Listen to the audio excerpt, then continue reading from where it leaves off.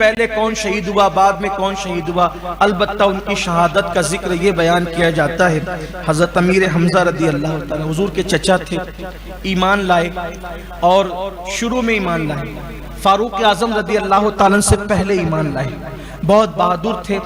اسد العرب کہلاتے تھے، عرب کے شیر کہلاتے تھے۔ حمزہ اسد العرب، عرب کے شیر کہلاتے تھے، سینہ چوڑا تھا، قد بھی اونچا تھا، اور اللہ تبارک و تعالیٰ نے حسن بھی دیا تھا، بنو ہاشم کا بچہ ہی خوبصورت تھا، تو اللہ تعالیٰ نے بڑا نوازا تھا حسن سے، طاقت سے، قوت سے۔ آپ مسلمان ہوئے، فاروق اعظم سے پہلے مسلمان ہوئے، بلکہ جب فاروق اعظم 40ویں نمبر پہ مسلمان ہوئے اور وہ حضور علیہ السلام سے دار ارقم میں ملنے کے لیے آ رہے تھے، اور کسی نے کہا کہ عمر آ رہے ہیں، تو اس وقت حضرت حمزہ نے تلوار نکال لی اور کہا کہ اگر وہ خیر کا ارادہ لے کر کے آ رہے ہیں تو پھر ہم ان کا استقبال کرتے ہیں، اور اگر وہ شر کا ارادہ لے کر کے آ رہے ہیں تو عمر یہاں سے بچ کر نہیں جائے گا۔ اور پھر اس کے بعد فاروق اعظم تو مسلمان ہی ہونے کے لیے آئے تھے۔ اسلام میں پہلی نماز پڑھنے کے لیے جب صحابہ کرام حرم کی طرف جا رہے تھے، آج حرم میں نماز پڑھنا بہت آسان ہے، بلکہ فضیلت ہے، شان سے پڑھتے ہیں لوگ، لیکن اس دن یہ وہ لوگ جا رہے تھے پہلی مرتبہ اعلانیہ نماز پڑھنے کے لیے، اور قربان جائیں اس نماز، ان نمازیوں کے ساتھ میں آگے کی طرف حضرت فاروق اعظم تھے اور پیچھے کی طرف حضرت حمزہ تھے، اور دونوں نے نیزے بلند کر رکھے تھے اور فرمایا کہ جو شخص اپنی بیوی کو بیوہ کرنا چاہتا ہے اور جو اپنے بچوں کو یتیم کرنا چاہتا ہے، محمد عربی اور ان کے ساتھیوں کو روک سکتا ہے تو حرم میں نماز پڑھنے سے روک دے۔ اس شان سے لے کر کے نکلے تھے یہ لوگ نماز پڑھانے کے لیے، صحابہ کرام رضوان اللہ تعالی علیہم اجمعین، بڑی قربانیاں ہیں۔ اور پھر بدر کی جنگ میں پہلے 3 جو لوگ نکلے تھے، حضرت حمزہ، حضرت مولائے کائنات اور حضرت عبیدہ ابن حارث، یہ تینوں حضور علیہ السلام کے خاندان کے ہیں۔ حضرت حمزہ سگے چچا ہیں، مولائے کائنات سگے چچا کے بیٹے ہیں، اور حضرت عبیدہ بن حارث یہ بھی چچا کے بیٹے ہیں۔ یہ تینوں پہلے نکلے تھے بدر میں، اور بدر کے اندر پہلے جو تینوں کو سرگناؤں کو قتل کیا تھا، ان دونوں نے کیا تھا، مولائے کائنات اور حضرت حمزہ نے۔ ہوا یہ تھا کہ عتبہ جو تھا، عتبہ کو قتل کیا تھا حضرت امیر حمزہ نے، تو عتبہ کی جو بیٹی تھی ہند بن عتبہ، اس نے منت مانی تھی کہ اب جب بھی جنگ ہوگی تو میں حمزہ کو قتل کرواؤں، اور جبیر کے جو جبیر تھے تو جبیر کے باپ کو بھی یا جبیر کے بھائی کو حضرت امیر حمزہ نے قتل کیا تھا۔ تو جبیر کے دل میں بھی ایک وہ تھا کہ میں حمزہ سے بدلہ لوں گا، ہند کے دل میں بھی تھا کہ میں حمزہ سے بدلہ لوں گی۔ تو جبیر کا ایک غلام تھا، حبشی اصل غلام، حبشی نسل غلام، اس غلام کا نام وحشی تھا۔ بعد میں جو اسلام قبول کر لیے، پہلے میں وضاحت کر دوں یہ بات کرنے سے پہلے، جن لوگوں نے بھی اسلام قبول کیا ہے جنگ احد کے بعد یا فتح مکہ کے بعد یا کبھی بھی زندگی ختم ہونے سے پہلے جنہوں نے کلمہ پڑھا، اور بالخصوص حضور علیہ السلام کی ظاہری حیات میں حضور کے ہاتھ میں کلمہ پڑھا، شرف صحابیت حاصل کیا، پہلے ان سے جو کچھ ہوا اب اس پر ان کو کوئی تان نہیں کر سکتے، کیونکہ وہ حضور کے صحابی ہو گئے۔ اور اسلام لانے کے بعد، اسلام لانے سے پہلے جو کچھ ہوتا ہے وہ سب اللہ معاف کر دیتا ہے۔ اس وضاحت کے بعد اب کہہ رہا ہوں کیونکہ مجھے ان کی شہادت پڑھنی ہے، بیان کرنی۔ تو حبشی الاصل تھے یہ، ان کا نام وحشی تھا، قد چھوٹی اور لال لال آنکھیں، رنگ پکا، اور اس شخص کو نیزہ چلانے میں بڑی مہارت تھی، چھوٹا سا نیزہ یہ چلانے میں وحشی بہت مہارت رکھتے تھے۔ تو جبیر نے کہا کہ اگر تو نے حمزہ کو قتل کیا تو میں تجھے آزاد کر دوں، اور ہند نے کہا کہ میرے بدن پہ جتنے زیورات ہیں اگر تو نے حمزہ کو قتل کیا تو میں سارے زیورات تجھے دے دوں گی، لیکن تجھے مجھے حمزہ کی لاشیں بتانی ہوگی۔ جب حضرت وحشی نے اسلام قبول کیا تو صحابہ ان سے پوچھتے تھے، بلکہ حضور علیہ السلام نے بھی پوچھا تھا کہ وحشی بیٹھو اور بتاؤ کہ تم نے میرے چچا کو کیسے قتل کیا۔ اور بھی بعد میں لوگوں نے پوچھا تو جناب وحشی خود بتاتے ہیں کہ جب ہم لوگ احد میں چلے، احد کے میدان میں جب ہم گئے تو مجھے احد کی جنگ سے کوئی دلچسپی تھی نہیں، کیونکہ وہ جنگ میری تو تھی بھی نہیں۔ مجھے بس اتنا تھا کہ میں اگر حمزہ کو مار دوں گا تو آزاد ہو جاؤں گا، مجھے آزادی مل جائے گی، اور اگر میں نے وہ لاش ہندہ کو بتا دیا تو اس کے زیورات بھی مجھے ملیں گے، 10 سونے کے سکے بھی ساتھ ملیں گے۔ میں نے صرف 2 کام کرنا تھا، ایک حمزہ کو مارنا تھا اور دوسرا اس کی لاش بتانی تھی۔ وحشی کہتے ہیں کہ میں پوری جنگ میں گھوم رہا تھا اور لوگوں سے پوچھتا تھا کہ اس میں حمزہ کون ہے، تو وحشی کہتے تھے بہت خوبصورت اور اونچے قد کا ایک انسان، اس کے بارے میں لوگوں نے بتایا کہ یہ حمزہ ہے۔ اور حمزہ ایسے نہیں لڑتے تھے کہ جا کے کسی کی بھی پیٹھ میں چکو گھوس دینے، تلوار ڈال دینے۔ آپ جب لڑتے تھے تو مخاطب کرتے تھے، سامنے سے بلاتے تھے۔ ایک کافر کو بلایا، حمزہ تھے وہ۔ آج کل لوگ بڑے شریف بنتے ہیں، ذرا بات سنبھل کر کی جائے۔ ہم کہتے ہیں کہ صحابہ کا تیور تو ذرا کوئی دیکھے۔ ایک کافر کو حضرت حمزہ نے کہا، او عورتوں کی ختنہ کرنے والی کے بیٹے ذرا ادھر دیکھ، مجھ سے لڑ چل۔ یعنی کہ ان کے پاس کافروں کے حوالے سے یہ جذبات تھے، اور جب تک کہ دل کے اندر ایمان کی رمق نہ ہو، ایمانی جذبات نہیں ہو، پھر ایسے جملے نہیں نکلتے۔ لوگ تو کہتے ہیں کہ تھوڑا ذرا ہلکا ہاتھ رکھا جائے، تو جہاں رکھنے کی ضرورت ہے وہاں رکھے نا۔ جب میدان سج جائے تو پھر حمزہ کا تیور ہونا چاہیے، اور یہ تو حضرت امیر حمزہ ہے، وہ صدیق اکبر کا تو اس سے زیادہ خطرناک ہے۔ اگر وہ بخاری کے الفاظ کے بے نہیں ترجمہ کیا جائے تو پھر انہیں پتہ چلے کہ عاشقان رسول کی بولی کیسی ہوتی۔ وہ کہتے ہیں مولانا احمد رضا کے ماننے والے بڑے شدت والے ہوتے ہیں۔ وہ کیا ہے کہ شدت والے ہوتے ہیں؟ تیرے باپ سے تو نے محبت کی تو تو اپنے باپ کے لیے کتنا شدت کرتا ہے؟ ہم نے رسول پاک سے محبت کی، اور واللہ شدت وہی ہوگی جہاں عشق ہوگا۔ اس لیے کہ عشق کی جگہ شدت کے الفاظ قرآن بیان کرتا ہے، والذین آمنوا اشد کہتا ہے، اشد حبا للہ، کہ جو اللہ رب العزت کے مومن بنتے ہیں وہ شدت سے اللہ سے محبت کرتے ہیں۔ جن کی محبت میں شدت ہوگی اللہ رسول کے لیے، پھر اللہ رسول کے دشمنوں کے لیے نفرت میں بھی وہ شدت ہی کریں گے۔ دشمن احمد پہ شدت کیجئے۔ امیر حمزہ کہتے ہو عورتوں کی ختنہ کرنے والی کے بیٹے ادھر دیکھ اور مجھ سے لڑ۔ اور اس کے بعد اس نے جب ادھر رخ کیا تو حضرت امیر حمزہ نے اس کو نیچے گرایا، اس کے ٹکڑے کیے۔ وحشی کہتے ہیں کہ یہ منظر میں دیکھ رہا تھا، وہ نیچے گرا۔ جب وہ نیچے گرا تو آپ اس کی طرف جھکے، حضرت امیر حمزہ اس کی طرف جھکے۔ جب جھکے تو وہاں پر تھوڑی زمین اونچ نیچ تھی، وہاں زمین تھوڑی اونچ نیچ تھی۔ تو جب اونچ نیچ زمین تھی تو آپ کا پیر پھسلا،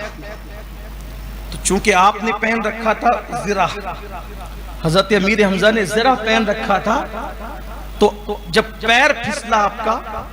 تو پھسلنے کی وجہ سے وہ جو زرہ تھی تو وہ زرہ آگے ہوئی، اور جب وہ زرہ آگے ہوئی تو یہ جو پیٹ کا حصہ ہے وہ کھل گیا،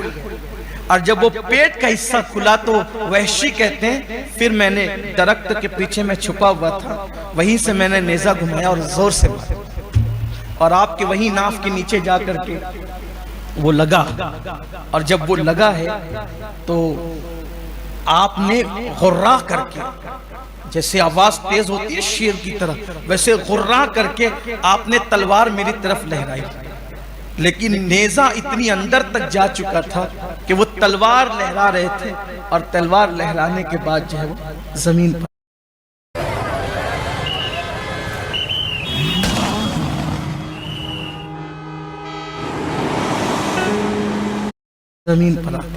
زمین پر آئے تو وحشی کہتے ہیں اس کا فائدہ اٹھاتے ہوئے میں نے ان کو شہید کر دیا۔ اور شہید کرنے کے بعد میں ہند بن عتبہ کے پاس گیا، اور جانے کے بعد اور جبیر کے پاس گیا تو میں نے جبیر سے کہا میں نے حمزہ کو قتل کر دیا، دیکھ لو۔ جبیر نے کہا کہ تم آزاد ہو، کہا میں آزاد ہو چکا تھا۔ پھر میں نے ہند سے کہا کہ دیکھ لو میں نے حمزہ کو تمہارے باپ کے قاتل کو قتل کر دیا ہے۔ تو ہند بنت عتبہ آئی، اور آنے کے بعد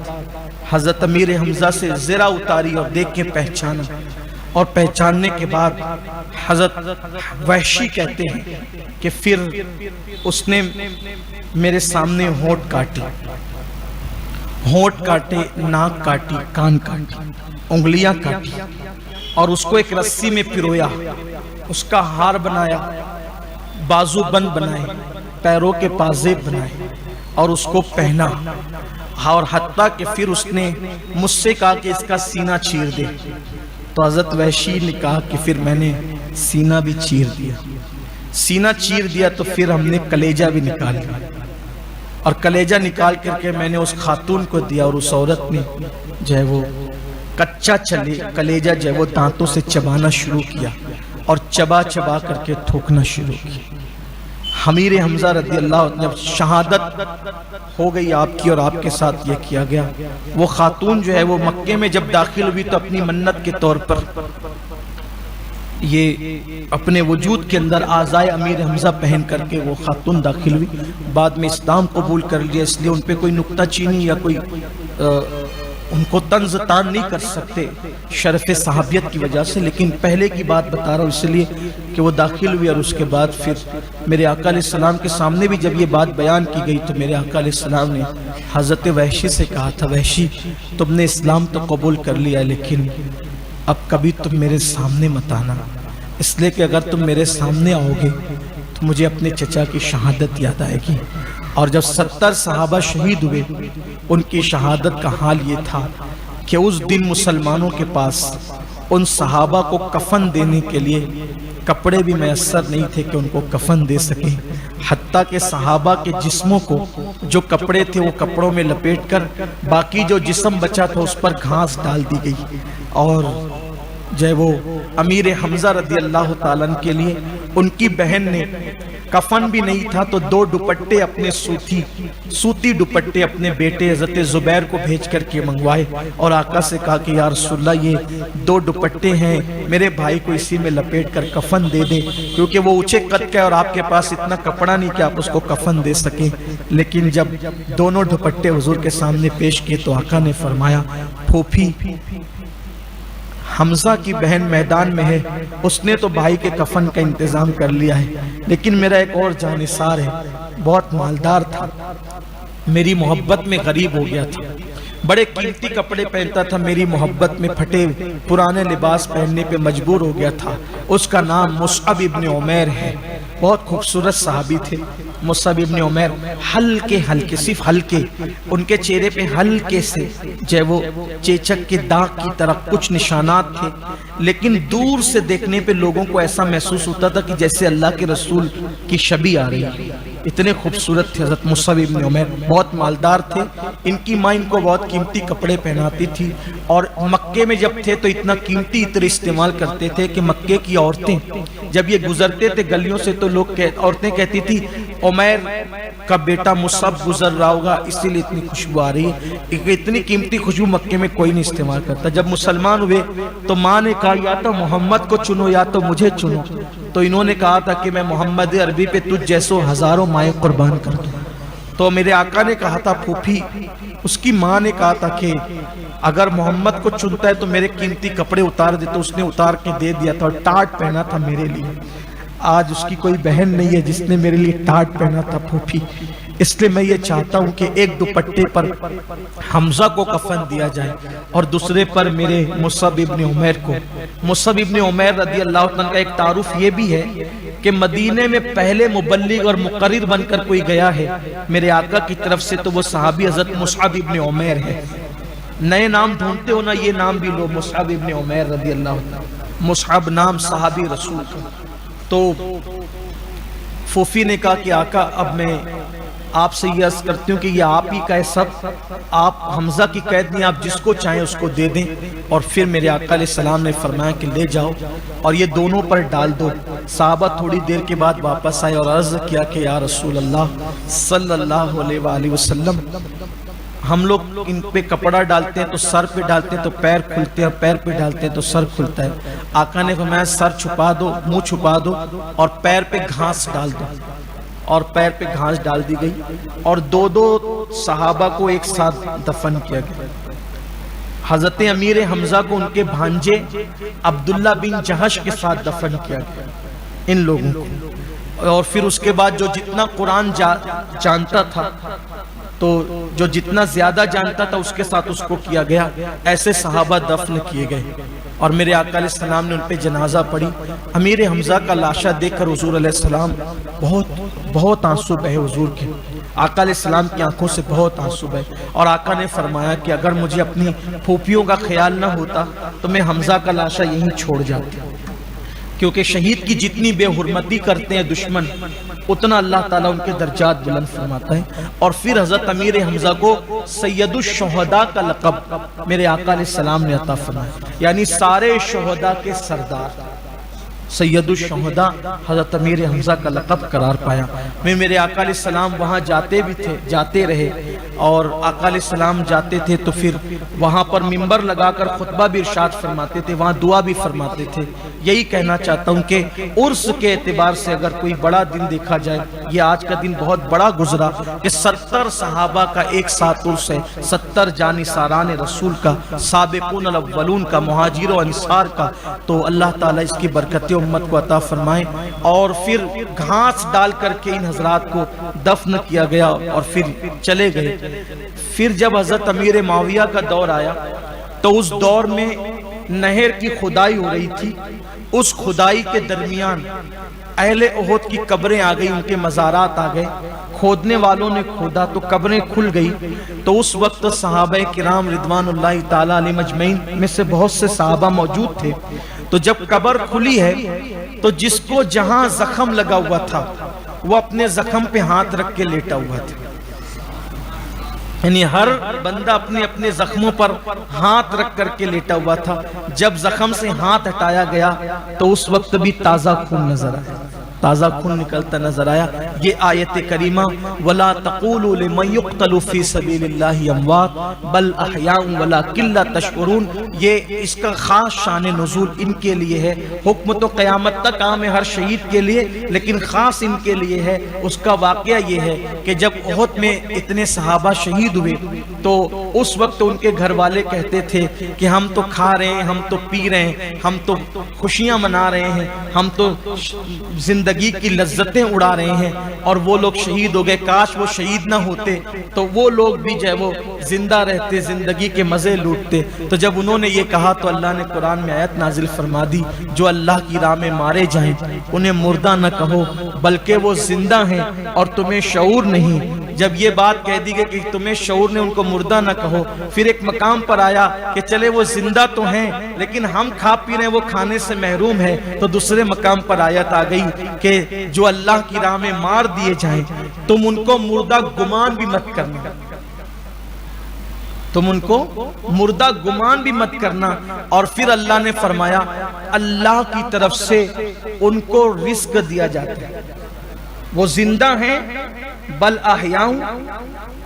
عند ربہم یرزقون، ان کو اللہ کی طرف سے، ان کے رب کی طرف سے روزی دی جاتی ہے، ان کو روزی عطا کی جاتی ہے، تو وہ روزی بھی پاتے ہیں۔ اب یہاں پر ایک مسئلہ تو خود بخود حل ہو جاتا ہے کہ لوگ کہتے ہیں نبی مر کر مٹی میں مل گئے، جو نبی کے قدموں پہ مرے اللہ فرماتا ہے ان کو مردہ مت کہنا، وہ زندہ ہیں، تمہیں شعور نہیں۔ اور پھر اللہ فرماتا ہے ان کو روزی دی جاتی ہے، تو روزی سے مراد صرف کھانا نہیں ہے۔ اگر آپ لغت اٹھا کر دیکھیں گے تو آپ کو پتہ چلے گا جتنی ضروریات ہے ان سب پر روزی کا اطلاق ہوتا ہے، اس لیے گویا کہ ہر ضرورت کی چیز ان کو عطا کی جاتی ہے۔ ان شہیدوں کو یعنی اللہ نے ان کو برزخی زندگی سے نواز دیا ہے۔ تو یہ شہداء ہیں، اللہ تعالیٰ ان کی برکتیں ہم سب کو نصیب فرمائے اور مسلمانوں کے اندر ایمانی حرارت پیدا فرمائے، ایمانی جرات پیدا فرمائے، اور اللہ عشق رسول کے ساتھ زندہ رکھے، عشق رسول کے ساتھ موت عطا فرمائے۔ گفتگو کے درمیان کوئی غلطی ہو تو اللہ معاف فرمائے۔ استغفر اللہ ربی من کل ذنب واتوب الیہ۔ ان کے آگے وہ حمزہ کی جاں بازیاں، شیر غران سطوت پہ لاکھوں سلام، جان ساران بدر و احد پر درود، جان ساران بدر و احد پر درود، حق گزاران بیعت پہ لاکھوں سلام۔ اور جس مسلمان نے دیکھا انہیں ایک نظر، اس نظر کی بصارت پہ لاکھوں سلام۔ وہ دسو جن کو جنت کا مژدہ ملا، اس مبارک جماعت پہ لاکھوں سلام۔